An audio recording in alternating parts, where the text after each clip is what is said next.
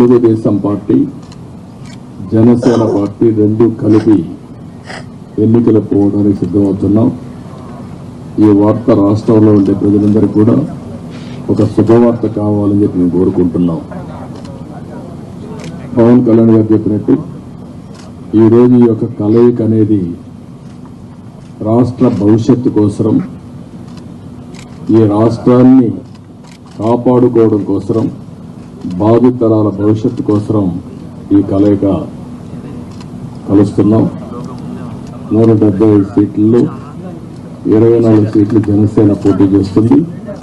3 parliament Janasena పోటీ చేస్తారు. మిగిలిన సీట్లలో తెలుగుదేశం పార్టీ ఇప్పటికుంది.